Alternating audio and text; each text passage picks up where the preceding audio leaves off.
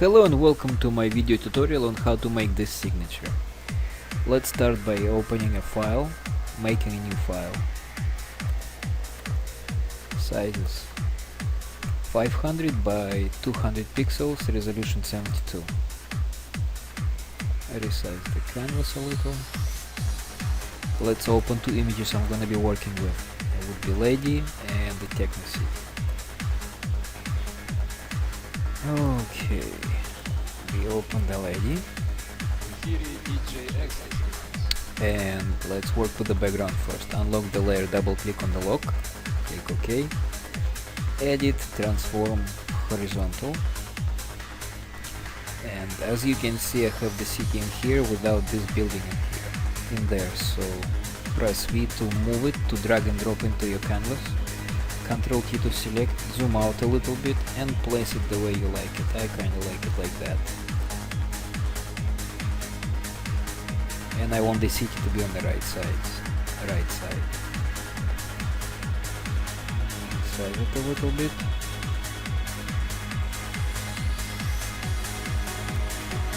And this looks good. Yep. Looks just fine. Ctrl plus to zoom in. We don't need this layer, we can close it.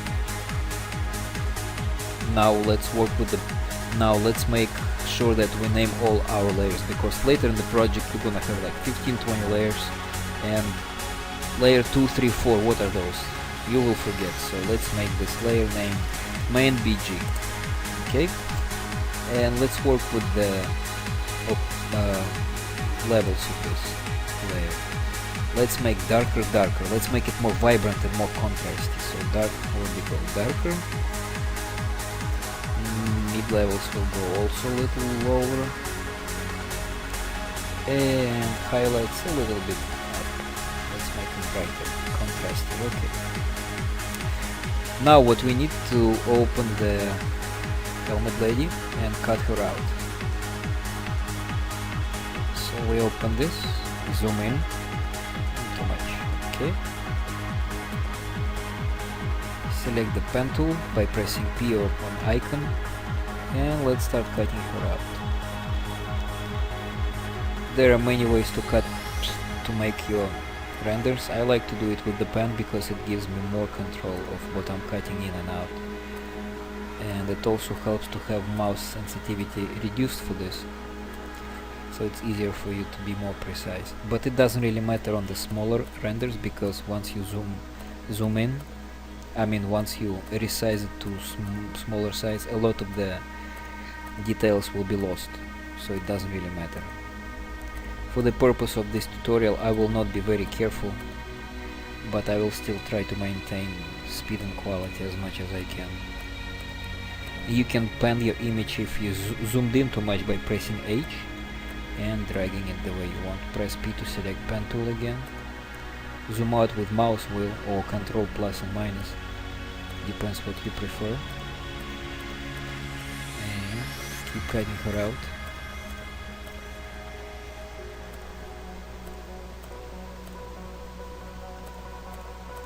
And let's say you made a mistake, bam, accidentally. Ctrl Z, undo, and keep on cutting her out. You can see how I do my cutouts. When you do some serious work, it does pay when you take your time when you cut your images out. For example, if there is a hairs, or I don't know, some kind of details that you want to keep, even if you're gonna resize the image to a smaller size and some of them will be lost, it does pay when you have features cut out, because it does make your render look better. Okay, so we have it done. Right mouse click, make selection. Let's have a feather 1 pixel, so the edges will not be very sharp, they will kind of blend into the environment. Okay, Ctrl X to cut her out, minimize it and paste her right in here. V to move her around. I wanna have her shoulder a little bit. Okay, Ctrl T to resize her just a little bit, to make the render even sharper, better quality. Enter to accept changes, and now we're getting somewhere. Okay, now we will be working with the text. So press text. The name of the font I'm using is Neuropool. It's downloaded from the internet and it's free. There, just type font Neuropool and you'll find it. Size of the text is 25. Size, the color of the text, I picked something from the towers, like their glow. It's not completely white, just a little bit like cyan blue or whatever the color name is. And we're gonna, you can name this piece any way you want it. I named it Deep Down. So we take Deep Down, accept changes, and position it somewhere around here. V to make final changes. And this is gonna be my guide. Let's say like somewhere here. That looks okay. So V to move the text. Okay. Looks fine. I forgot what was the layer style. So Deep Down is in linear dodge. With Deep Down, select here linear dodge. And we go layer style, outer glow. Outer glow, we should pick the color from the image again, somewhere around here. Bluish. Yep. Bluish. Looks fine. 10 pixels? 10 pixels, no. Yeah, 10 pixels is fine. Let's like make range 25. 10 pixels is too much, let's make it 7. Okay. Linear dodge. And like let's make a stroke 1 pixel. That looks fine. Make opacity about 60, so it's not too noticeable, but it defines your text. And as you can see, text is a little different from here, so let's change the color to a little more blue. Let's just play around with the settings. There we go. So blue. Yeah, this looks more interesting. So let's keep it like that. Okay, and as you can see, still the text is kinda blending in with the background, with the city background. So we're gonna correct that. But before, we're gonna make those two lines up and above the city. So we have this guide at the end of the N, and let's make another guide at the beginning of the text D. Okay, select pen tool,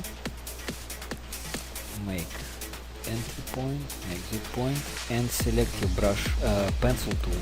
If you probably have brush selected, so click on the brush, keep on pressing left mouse button, select pencil, size would be 1, opacity 100%, select pen again, we have the path selected, right mouse button click, make a new layer of course, stroke path, pencil, no pressure, click OK and delete the path. We have this white line going on. I forgot what was the layer style. Layer style is on linear dodge again. Outer glow is okay. So we go here to our new signature. Layer style, outer glow, color dodge, and let's pick a color from the image. We don't want to introduce any more colors, it will just make it messy and too bright, too color not coordinated. So a little bluer, yep, and around here, that looks good. 100%, 5, and the range is 25, so we're gonna have a nice glow in here. That looks fine. Okay, click V to position the line right below the D. Actually, yeah, and go 1, 2, 3, 4. Control J to duplicate, and then Shift up to put it right above the D. 1, 2, 3, 4. So we have this little typography thingy going on now. Okay, this is our bottom line, so let's call it line BTM. And this is line top. Okay, select the whole group, Ctrl G and make it TXT. So now we have this group txt, we can move it wherever you want. Control Z to put it into the original location, and now we're gonna make it not to blend in so much. So we have a guide open, control semicolon, and now we make another guide, couple of guides in here, like that, and like so. Okay, make a new layer underneath the txt group. Make sure you have black selected, because we're gonna use gradient black to transparent nothing. Select all by monkey tool. You can pretty much select anywhere as long as it will stick to the guidelines. Select your tool, when we have the gradient. Control semicolon to take out the guides, and as you can see the guide is on her neck overlapping, so we're gonna press Control left square bracket to move this layer underneath the helmet lady, and we're gonna name the layer gradient txtbg. It's very helpful to have your layers named in a very descriptive convention, because later when you're gonna have a lot of borders, it helps to name, just helps to navigate in your project. Okay, so we have this going on, and I think the outer glow is a little too much on the text, on the lines. So outer glow, let's modify this, because I don't really like it. Let's make it 10 pixels. No. 5 is fine, but let's make it 75% instead. Yeah.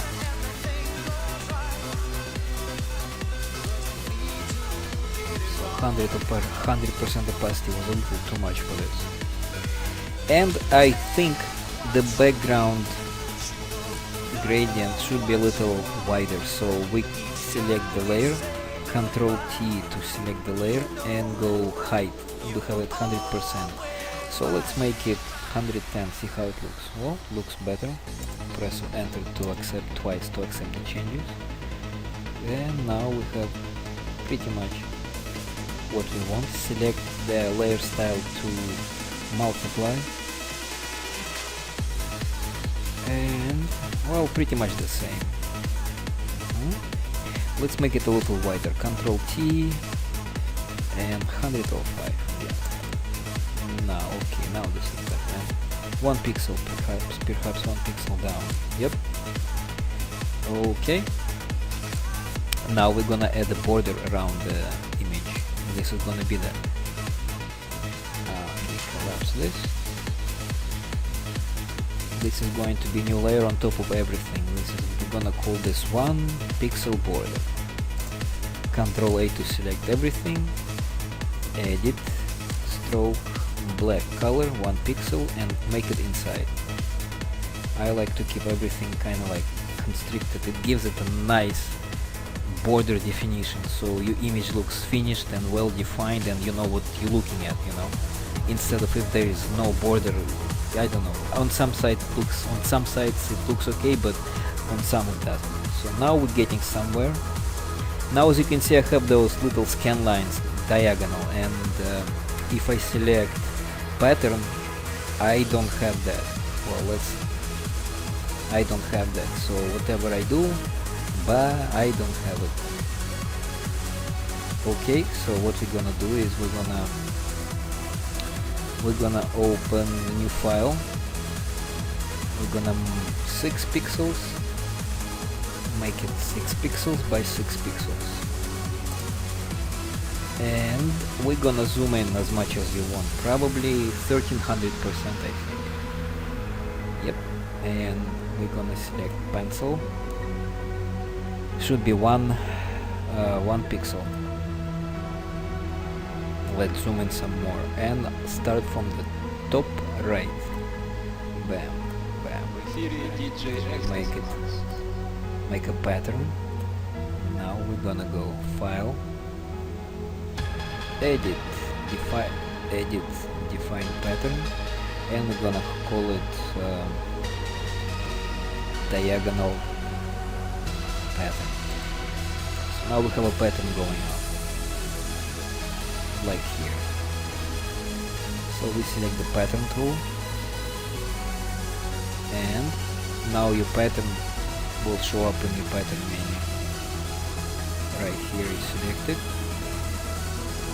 and make a new layer under the 1 pixel border layer and call it diagonals, whatever you want to call it. Press Alt right mouse button to select your mouse brush size. It's just easier, and then just make it all over the image. Set it to soft light. Now it looks more or less okay, huh? But we're missing something more, some kind of details we're missing. Actually, if you compare the images, I don't like how the text looks like. So I'm gonna change that. Open the text group, double click on T, and whoopsie daisy. Double click on T and select color. So let's make it white. Well, a little bit, add a little bit of blue in there, like so. Now it looks pretty similar. A little more bluish. Yep. Okay. So now we have this going on. And now we're gonna have top and bottom borders. So let's make them 10 pixels, like so. No, let's make them maybe 20. So make it 20 like that. As you can see, I have already pre-made some guides, so I'm gonna delete this and delete that. So the top guide, the bottom guide will be 10, 20. So we have the guides going on. Now we make another layer underneath the 1px border layer. Name it Fat Border. Then we select more D tool and select everything inside. Ctrl-Shift-I to select inverse, and we're gonna use the same color as the sky. As I said, we do not want to introduce a lot of new colors into the image. So press Control. Well, when you have selected your bucket tool, you can press Alt, and it will automatically select the color pick tool, and you select the color of the sky here, dark blue. That going on. Select bucket again, and bam. Control D to deselect. Control semicolon to take out the guides, and now we have the borders. Set the borders to, I'm not sure, color dodge or linear burn. Let's see what color. No, that's not how I like it. Darker color. Yeah, dark. Well, let's make sure that I have similar style.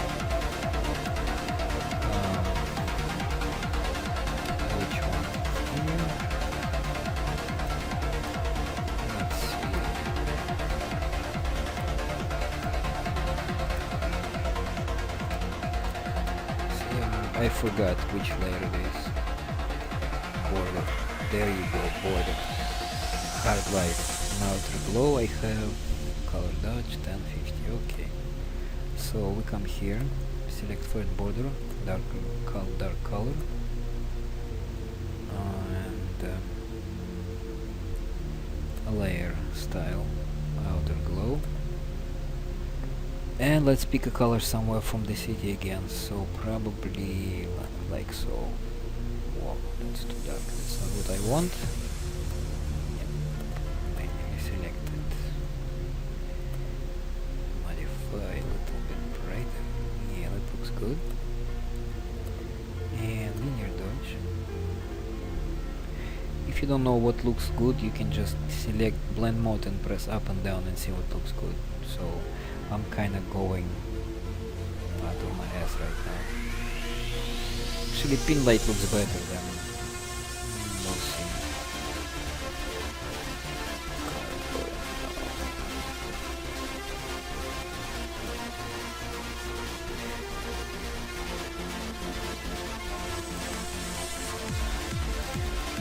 Okay, let's see what I have in there. I forgot. Yep, I think I chose the same color dot shape. And I have color burn here, I think.